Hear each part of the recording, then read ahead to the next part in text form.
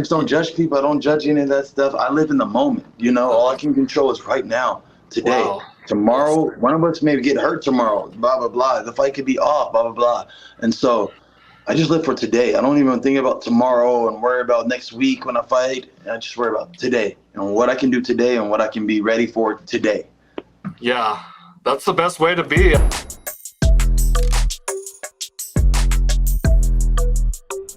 My name is King. Oh, that's right. King. You're just going King. I just read that. And is that official? Yes, sir. Nice. Okay. Well, you're fighting one of my favorite fighters of all time. But I'm looking forward to seeing that. How are you feeling about that? You think it's going to be pretty? How are you feeling? I get that from everybody I talk to. Fighting one of my favorite fighters. So it's interesting to have a name that everybody can recognize. You know. Yeah. It's gonna be one of my biggest draws or eyes on this fight. So those are always cool to have people watching. Yeah, that's how you level up and get your name into like bigger, obviously. And I feel like this has got to be one of his last fights. You're gonna retire him, I imagine, because he probably should. I feel like he maybe should have retired. I'm not sure. What do you think? You never know with different people. You can't really tell them when their time's gonna be done. It's just how it goes with this sport. You look at some guys fighting at 41. Like I just saw Holly Holmes. She's still fighting at 41. I thought she was gonna call it done. She never said anything about retirement. No. I think it requires is like how much damage you've taken in this thing and how many injuries and blah blah blah. And some people are a little lucky than others that they have less injuries and they're able to continue their sport.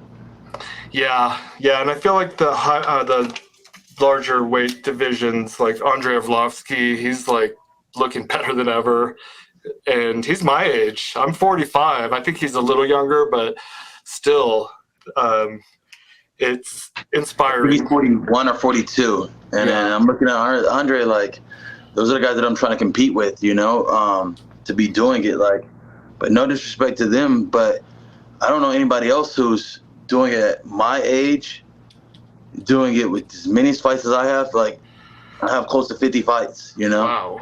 Yeah, this is going to be the third almost. I did one in December. I did one in, I think, February or somewhere like that. Now we're here in July. I'm planning on, that's 3 pretty close, and going to be knocking out a few more before the end of the year. Who's been that active?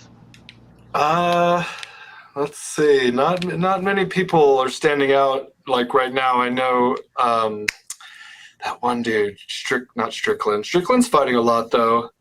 Strickland comes from where I come from. Me and him train together. It's a certain regimen that us IE guys have. We're really thinking about this money. We're really thinking about getting out there and being the toughest guys we can show and prove. So we both have that in similar fashion. But again, Strickland doesn't have 50 fights. No. Yeah, I was thinking of Holland. Half of mine. That's what I'm saying. You can't tell me guys that are doing it at my age with this amount of fights. It's not going to happen. You can't find many. Are you doing any type of like technologically advanced training that or like monitoring of your health and stuff to make sure you're at the highest level? Right now, as you can see this little thing right here on the side of me, it's a pod. Yeah. I just got out of it later to do this interview, but it's this new thing that I've been learning about called CVAC. And it's I can't say the exact words, but I'm gonna say it's controlled variation, altitude, something like that. Simulation, probably. Yeah.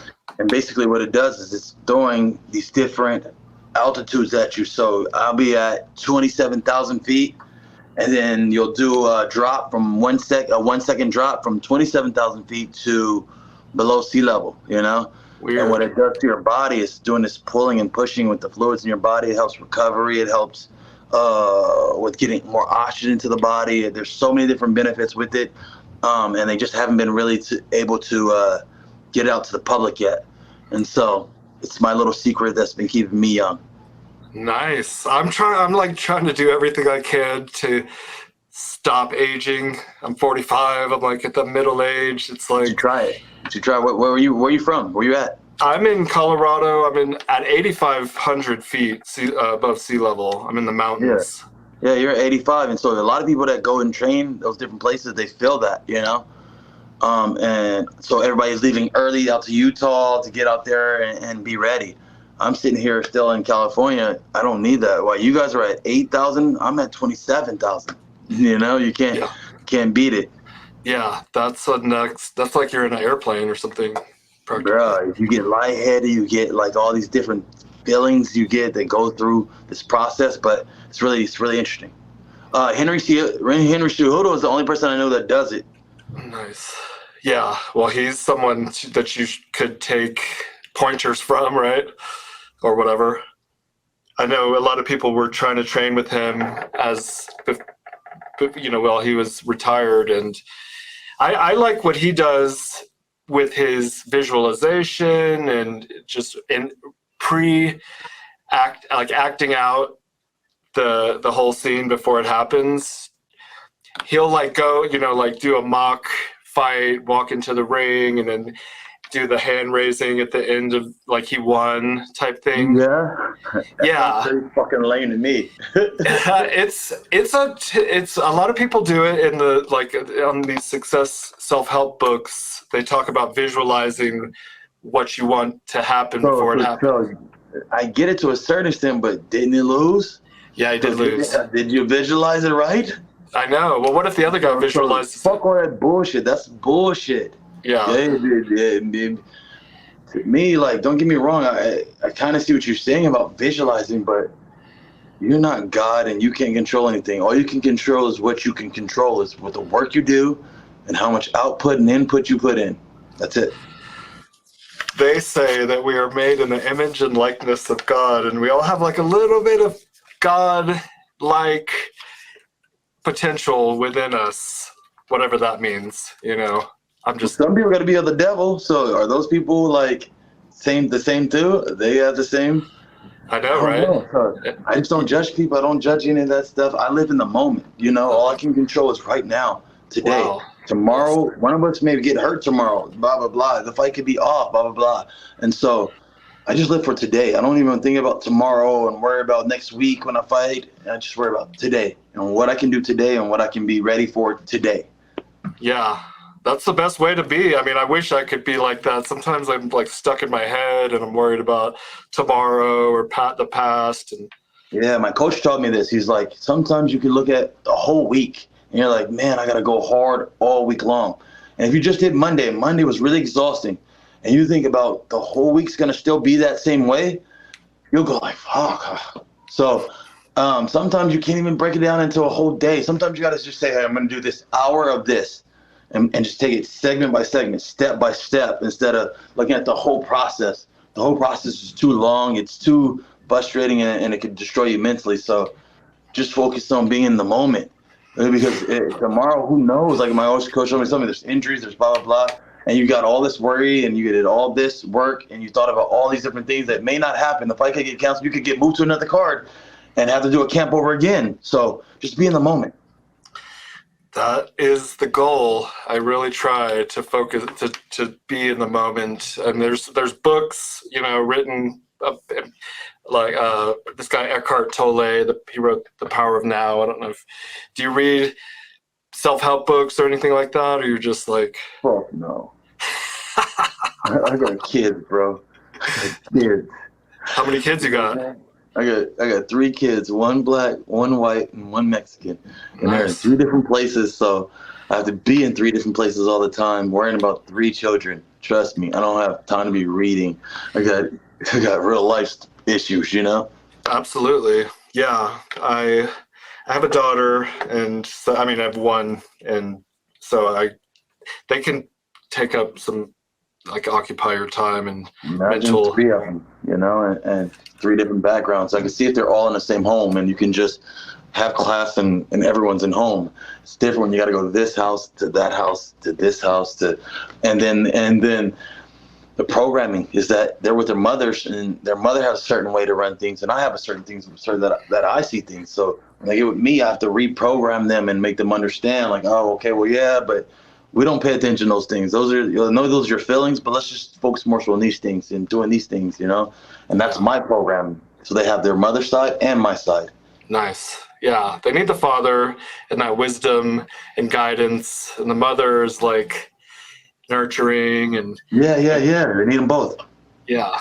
So kudos to you. Congratulations on the 3 kids.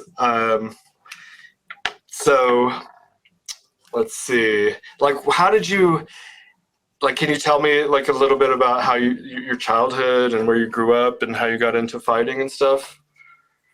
My childhood, I was in foster care since I was like 5 years old. I was kind of raised with my grandmother pretty much the whole way until I was about 15. She died. When she died, then shit just got kind of rough, you know. I ended up staying here, staying there. I stayed with people that like don't even speak English. I stayed with, you know, the Mexican homies, and then me and my Mexican homie went, like when we turned 18, we went to the military. But then I got kicked out because I got in a fight with a private who wasn't even in our company. I was the #1 private in my company. He comes over, he's a jackass, and he's mad because he doesn't have any of his friends around anymore, so he wants to be a jackass. And in the Army, one fucks up, we all get fucked up. And so I told him something, he mouthed it off, and we got into a fight. From there, I got kicked out. I got a general discharge. From there, I'm back into the streets now. I'm staying with this family, that family, house to house, whatever way I can make it work. I'm working this job, working that job, warehouse jobs. I meet a woman within a month, and she gets pregnant. And so, How did she get pregnant? how did she get pregnant? What you mean? How does it happen? Tagging a thing, you know? And she never left my side because we worked at the same job together. So we worked the same job together, then we come and hang out together. And she just never left my side. So I knew it was mine. And from there, I'm now going to be a father. And I'm scared. I know what my childhood was like. And I just didn't want to, like, I knew wasn't prepared, you know, to be a father yet. But I was so scared that I just jumped on 2 jobs. So one job was working 6 days in a warehouse. I would leave and go to Mexico and fight Mexico for $800, $850, you know, and Nice. take that money, come back home, deposit it, hold it, put it away. And I just start saving money up until he was born. And so I always tell my son, my oldest, that fighting came because of you. Yeah, I got this. And he's like, you're a good fighter. I'm like, brother, I did this because of you. You came in my life, and I had to figure out how to make it happen, you know? How old were you? When I had my son, 21. Nice. Okay. I was 23, and it was kind of a similar situation. She got pregnant like the first time we were together, and it was a whirlwind, you know. And I didn't know anybody else was having these situations, bro. It's crazy, you know, especially because you guys don't know each other that well. Yeah, no, and it was a fucking nightmare because she was kind of horrible, the mom, and I was not really even. It happened so fast. I wasn't sure if it was mine. She, my daughter, Madison. Shout out. Yeah, we always have those doubts, but when it comes out, you look at you and you say, "Oh yeah, that's me." Oh yeah, when she came out and I held her, it was kind of weird actually. She handed her to me, and we were split up already at this point, and it was like God or this weird moment where I'm looking at her and this light was shining from above, and I knew right away, and it was beautiful. And she was literally born on my birthday, on my 23rd birthday. And so my story is that when she was pregnant, this girl, all she would eat was Thai food. I wasn't even really into Thai food. I didn't know anything about it. She got me into Thai food. So all she would eat while she was pregnant was Thai food. I feed her this stuff, and I talk to the belly, you know, hey, Jeremiah. Hey, I just talked to this belly. Hey, Jeremiah, you know. And so when we had the baby, he came out and he was screaming, going crazy, you know. And I went like this, Jeremiah, and it just went pitch quiet. Nice. And then he started screaming again. The doctors can't get him to be quiet. The mom couldn't. No one can get him to be quiet. And I'll go. She's like, do it again, Jeremiah. He get pitch quiet. Wow. And it was like such a powerful moment that he knew my voice out of anybody's. I just got chills. That's really cool. Yeah, it was amazing. That is so cool. And obviously, you guys didn't stay together. Are they like local, at least? Yeah. Everybody's in the IE. I stay in the IE. I try to Inland stay here. Empire, for I'm gonna those of die you. here. Inland Empire. I'm gonna die here. I'm trying to get back to my city and the places that helped me grow up. I want to build the cities back up. I want to help the people out in those areas. So that's what it is. Yeah, I grew up in like Orange County, which is not. It's within radius. Speaking while you're a Tony fan, even more. Probably, yeah. I love, and I love. I mean, I love the Mexican culture and that fighting spirit, and he kind of exudes that. He also was doing the Wing Chun when I was super into that. I mean, the movies, But Wing Chun don't hit back. Okay, it's a stupid doll, a little metal wood doll. It don't hit back. Okay. Yeah, no, it doesn't. Trees don't hit back. Those things don't hit back. I don't even really like to hit power bad. They don't hit back. You better be able to work on your skills. And so I think that's going to be the determining factor in our two careers is, hey, there's something that you didn't really pick up well is these things ain't hitting you. And you're not going to be able to develop the speed and the time that my punches come at. Most people can't see. They don't even realize they're going to get hit. And they don't realize how hard they get hit either. When I fought Dober 2 fights ago, Dober was like, fuck, you were hitting me so hard. And I'm like, bro, you don't even know it. I had hand surgery and I couldn't hit you as hard as I wanted to, And so imagine if I wanted to really crack you. It is what it is. Yeah, he's tough. I mean, obviously it didn't go your way, but it was a good fight. And I mean, that division is fucking something. Yeah. He just got himself knocked out too. It goes around, it comes around. This is the sport, and especially in our division. Yeah. You can be here today, gone tomorrow. You can slip and get one hit. Like with Dober, I felt like I don't even remember him touching me really, and then all of a sudden one shot and it's done. Where I felt like I was schooling him.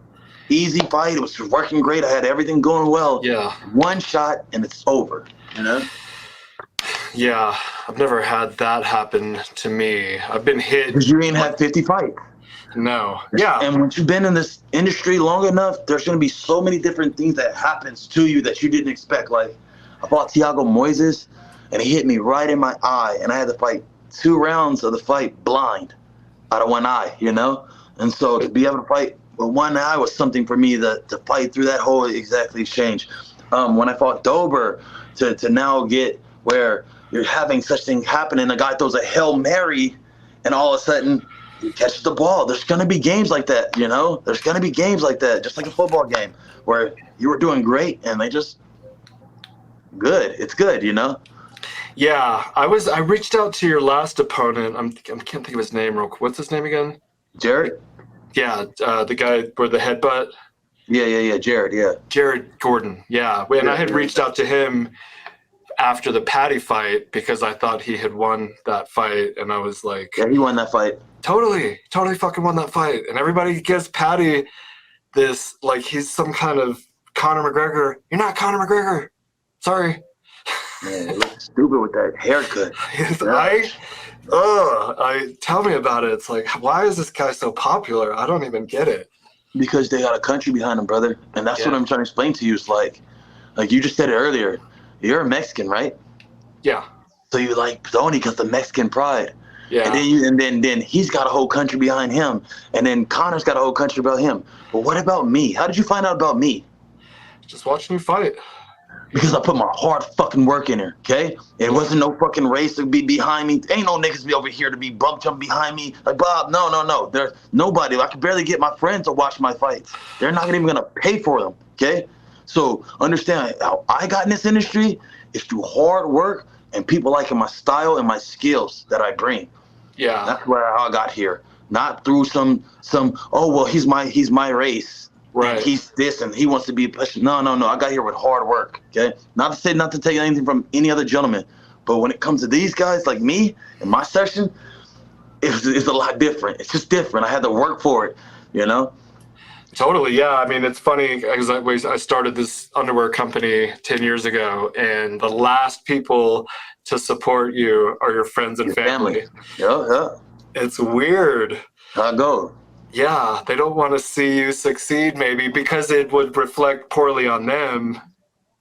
I don't know Not what it is, brother. I don't know what it is. They want you to humble yourself and you can just live this life. They don't want you to live this life, you know, just this life. It's okay for you. That's okay. But if you're not okay with it, then there's something wrong with you.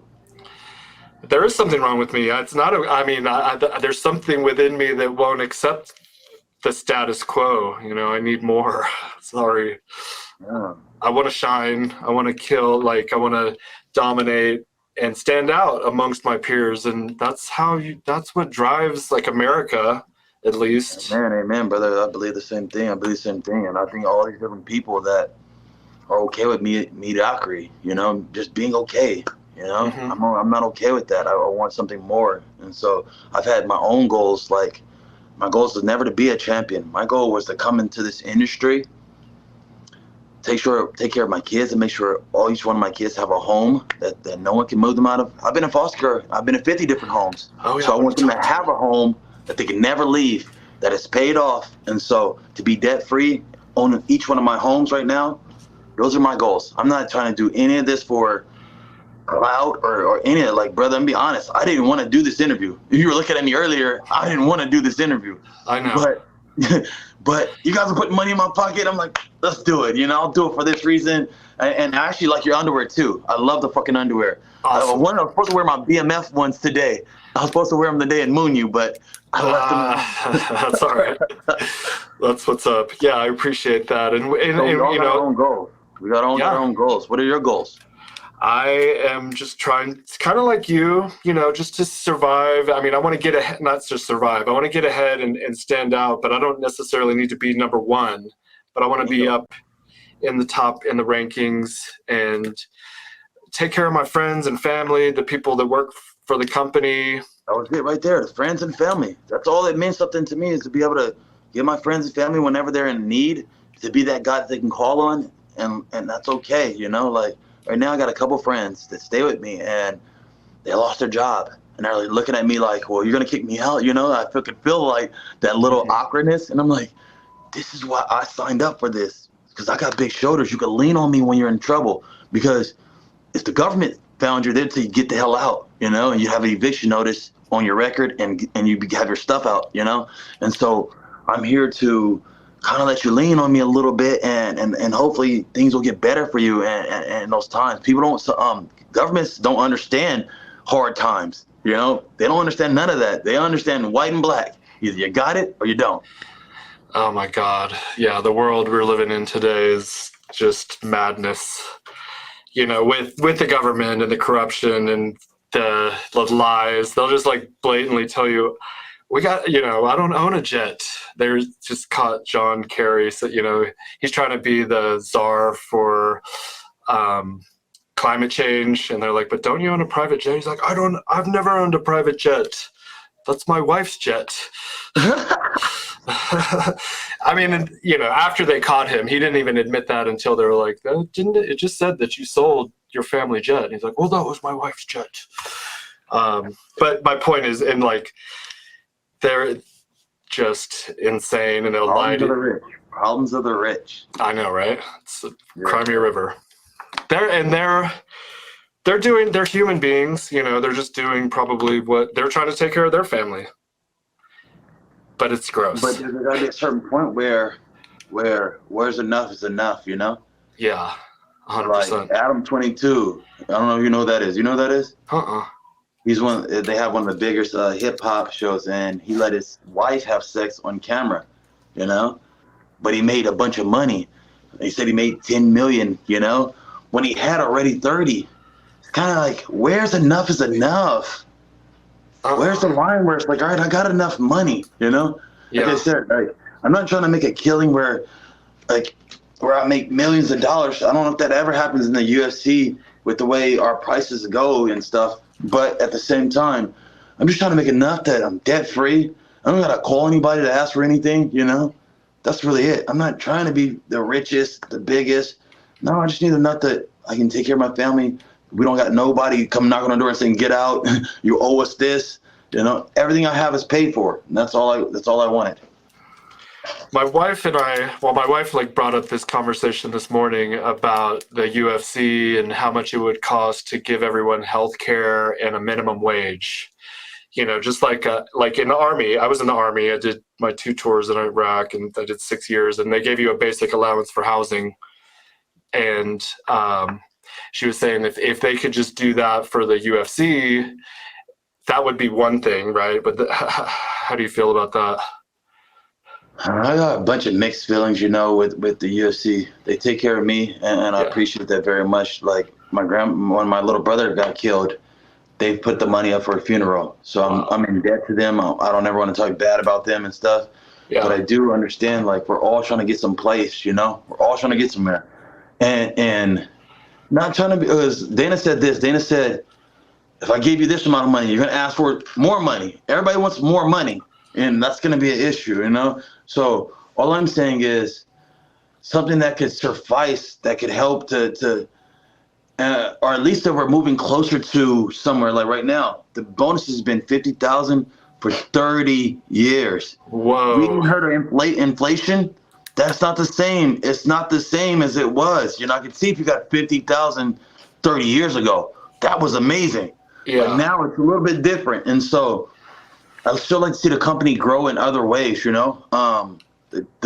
The bottoms grow for the guys that are coming in. Those guys grow up a little bit, you know. I like to see the bonuses move a little bit. I'd like to see different things that happen for the company that we need to show that we're still growing. But they're taking that money and they bought WWE and like 21 billion, but you couldn't give us couldn't break $1 million down out of it. Yeah, we were doing the math, and it was like if you make $1 billion, and it would cost $1 million a year to give everyone a minimum wage. That's less than 0.1% of the company's gross earnings, and that's probably like 1% of Dana White's earnings. You know, I think their focus is, hey, we're building a new facility in Mexico. Hey, we're building this other facility, and that's where money is going for those things, and that's to grow the company in that way.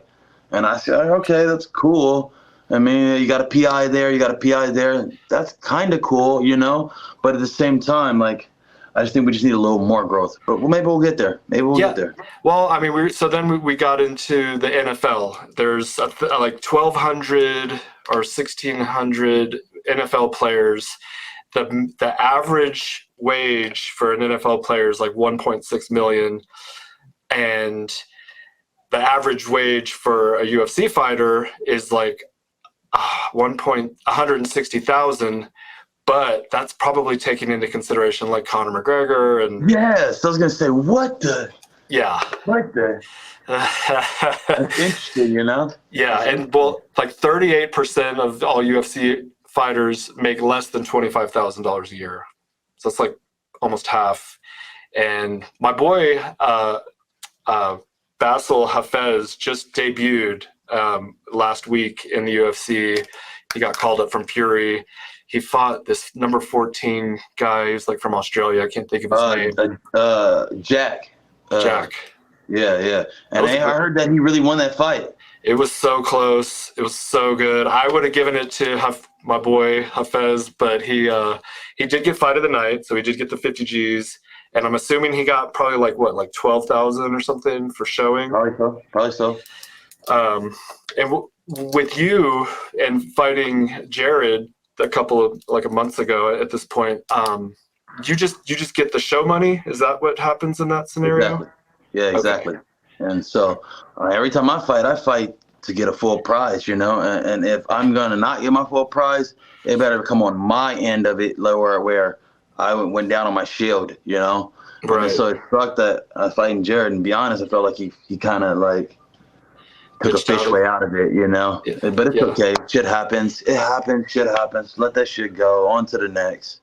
Right. Yeah. I mean, I want him to fight Patty, but I'd rather you fight Patty and just dominate off and build your name even bigger than it is. I mean, pretty much everyone that watches the UFC knows who you are, but in my opinion, right? I mean, you're a star. Be honest, yeah. Be honest. They keep me in the dark pretty much until this point where I'm starting to show that I can be a star. You know, it's really interesting. Like I went to the UFC signing. I had Glover Teixeira next to me. I had what was her name? Joanna Jacek. I You knew you know, were and gonna say that. I came out like 2, 3 minutes late, and all the crowd was going crazy for me. I was like, they know who I am, like. Hell yeah. And I could tell they both were looking at me like, who the fuck is this guy? You know? Uh, But I'm just making my own way, bro. I make my own way. I don't know what I'm doing.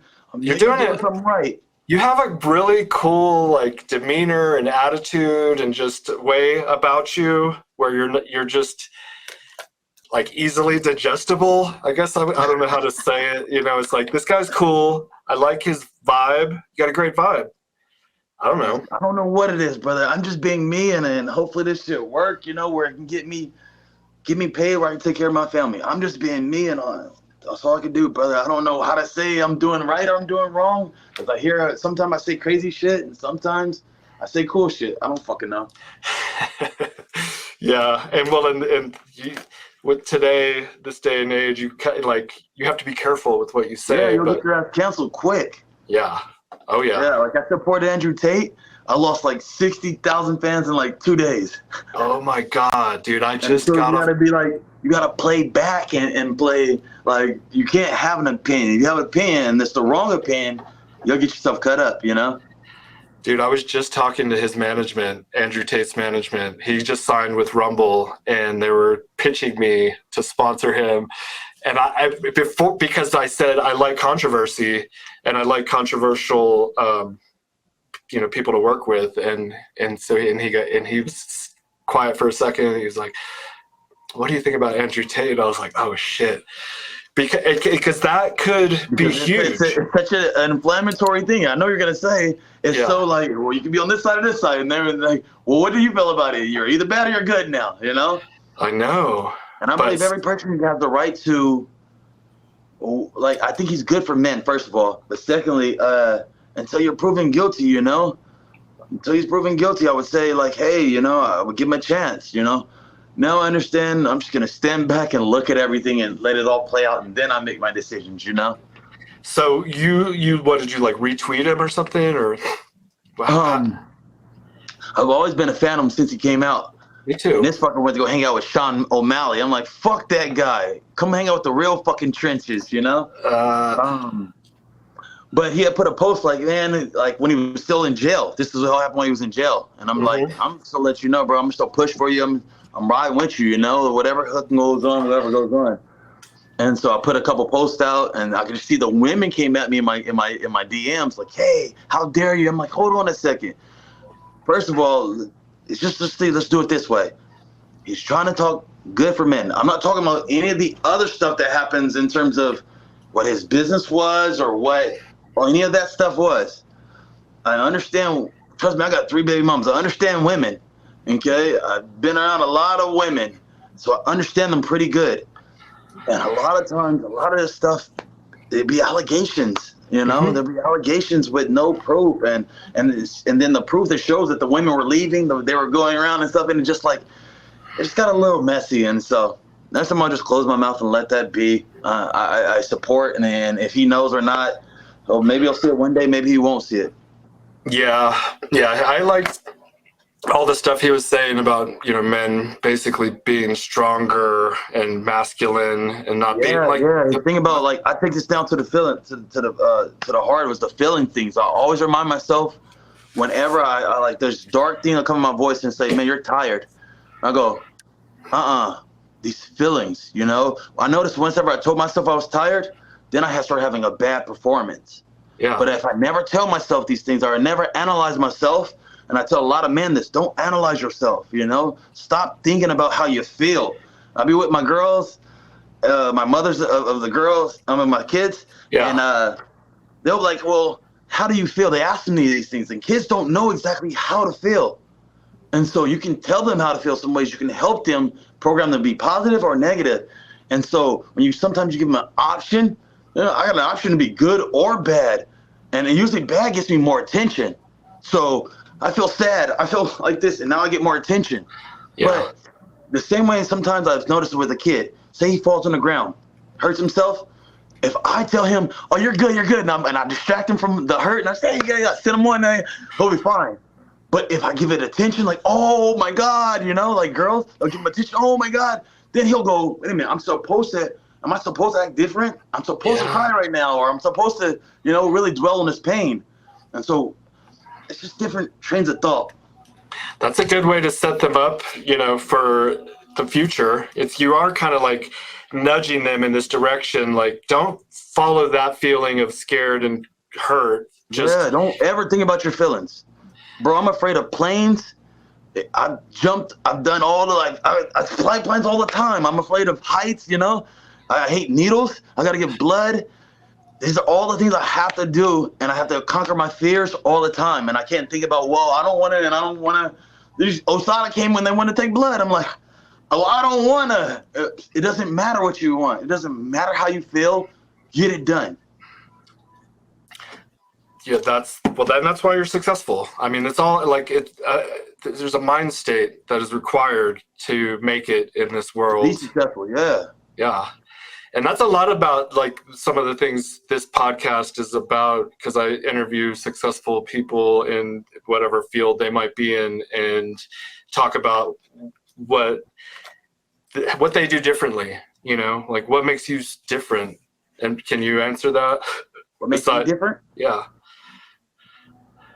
Then who? Then the average person? Yes. Okay.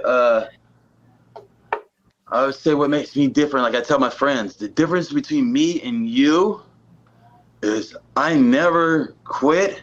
I give my best, even when I don't want to do something. That's the difference. You don't want to do this, and when I feel that feeling, I still do it anyway. That's the difference between the two. Is you don't want to do this. And matter of fact, sometimes they'll make me mad. It's like, you don't want to do this, so now I'm going to go do it because you didn't want to go do it. So you could show them. I'm just a little crazy like that. I'm a little tweak myself out where I remember, like I said, I'm afraid of heights. We went to Mexico and it was this big jump, 3 stories into the water, and I'm like, I'm over there with the girls scared. My homies are jumping off there having fun, and I'm over there scared with the girls like, man, I don't want to do this. I don't do this. Yeah. I had to trick myself and say, hey, like, fucking just run and jump, just fucking run and jump. And I did it. And I'm like, all right, at least I conquered that fear. Wow, yeah, like don't think, just do it. Just do it. When you start analyzing and thinking and all that stuff, no, don't think about it. Just do it. Yeah, absolutely. You talk yourself out of it. I should not have started an underwear company in 2010 because, like, who would you can't be successful if I were to overanalyze. There's no way you're going to be able to do this, and a lot of people. Speaking of that. Go ahead. What is the hole for in the underwear? I mean, it's for your dong, but initially the main pouch, it was just one pouch. So and you just put your balls in the pouch to keep them off your legs. That was, so you don't have to. So you put your balls in the pouch? Yes. Oh, okay. Yeah. I'm like, man, is this a secret like fuck hole or something? I'll stick my dick through the hole, but I was like, it's not gonna fit through the hole. What is the hole for? I was so confused.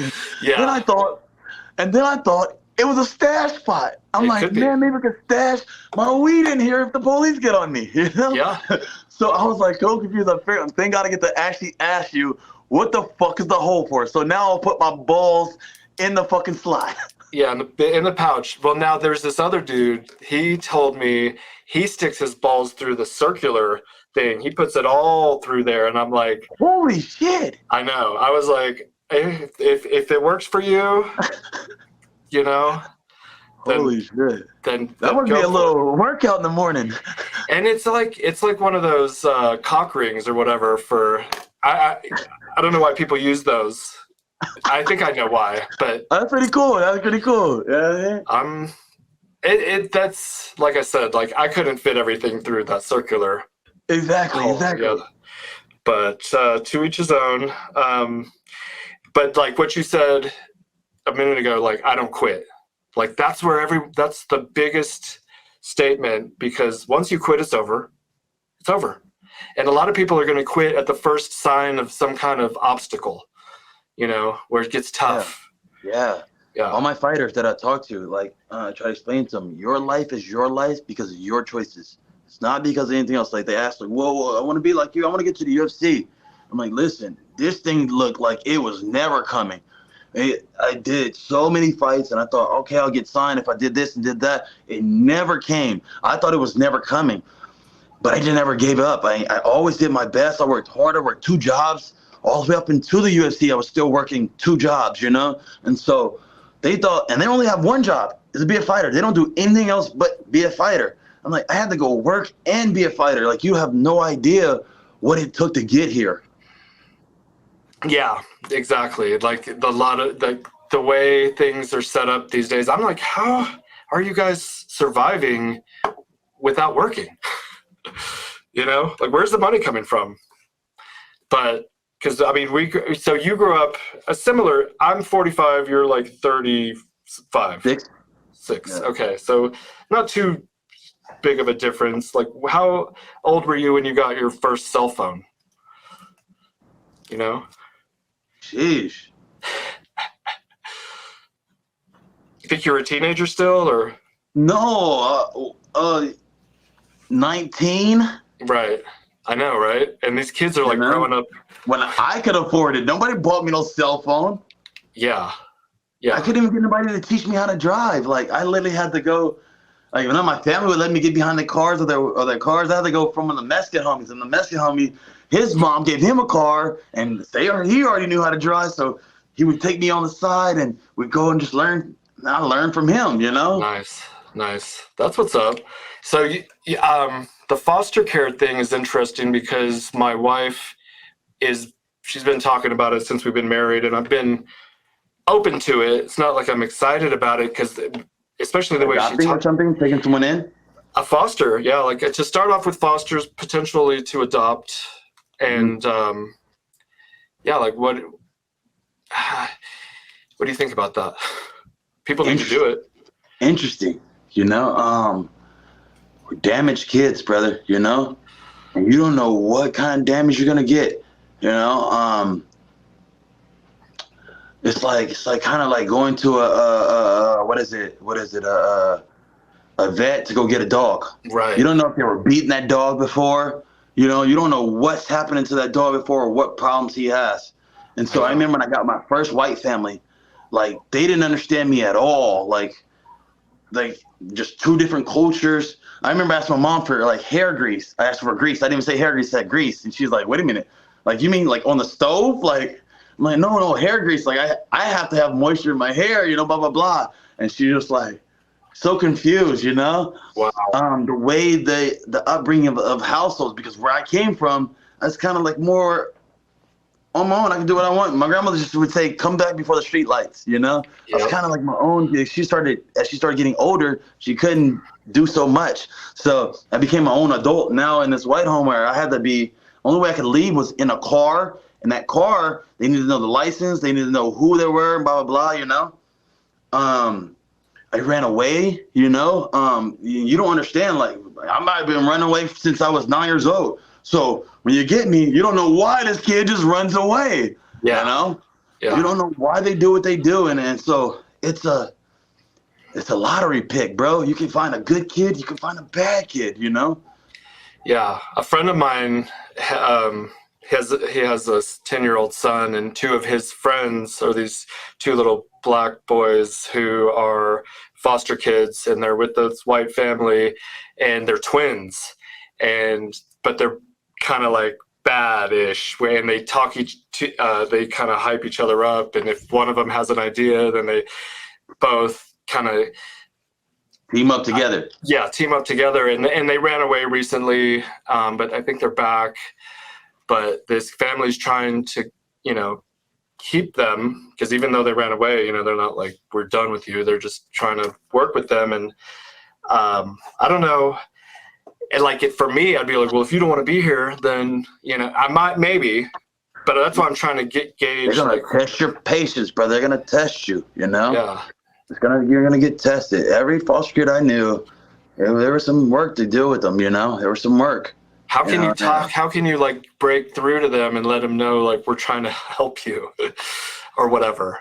or be a family even, you know? Listen. My white family, and I told you that the white family, they're still my family to this day. Beautiful. But at that time, they kicked me out of their house because they thought I stole a car. Remember I told you the Mexican homie that was teaching me how to drive? Yeah. So I can end up coming with the car home one day. I work at Stater Brothers, and I'm a little bag boy. I bag groceries and stuff. And me and the Mexican guy work the same job. So he would let me take the car just to practice. I drive a block or two home and come back. Yeah. And so I already learned how to drive. So I'm driving. My little white brother sees me and he snitches on me and tells, you know. And I'm like, man, fuck you. I leave, go back to work, you know.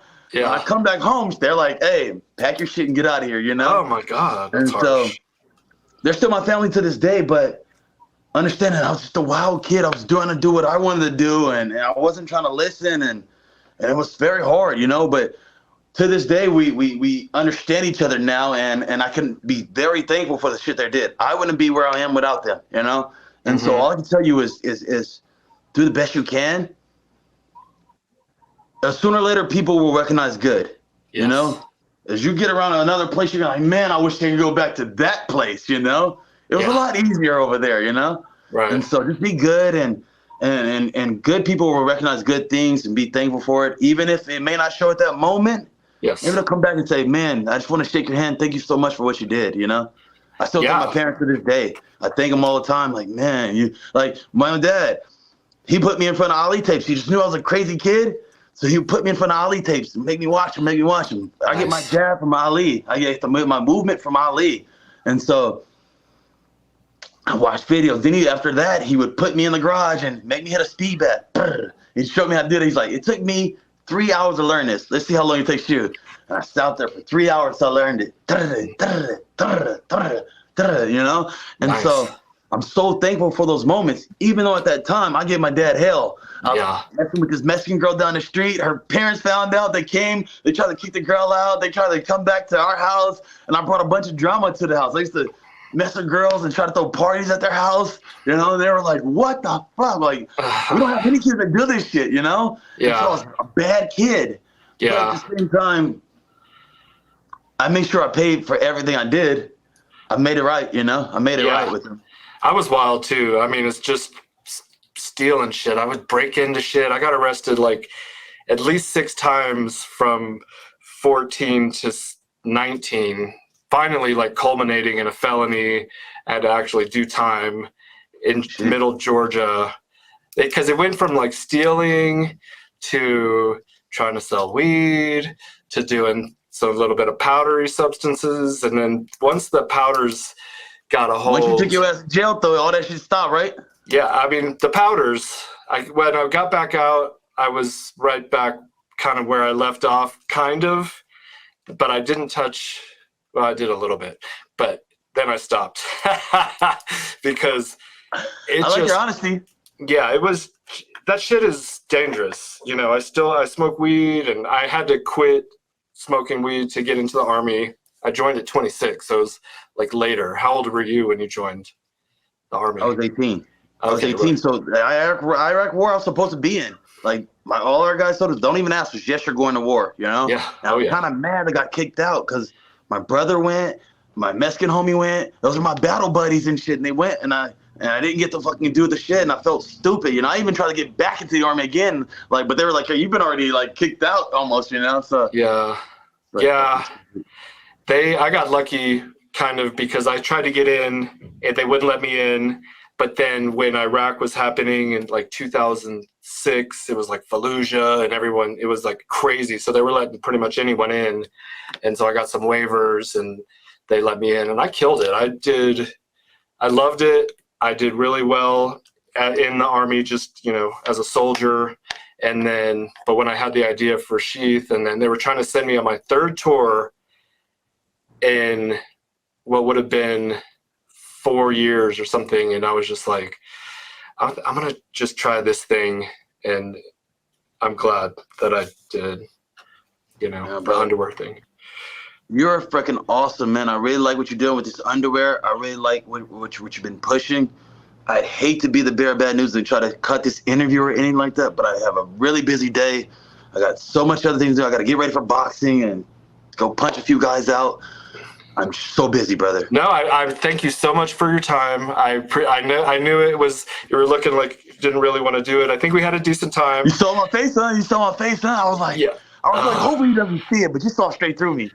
Yeah. And I told myself, I'm gonna get some energy. This guy's fucking taking care of me for so long. I better give him some energy and give him some real stuff. I just have to snap myself out of it. You know, I've been in so deep in the training that I hate distractions. As my weight gets lower, I get more irritable. Yep. And I start fucking being addicted to people. And I'm like, just everybody leave me alone.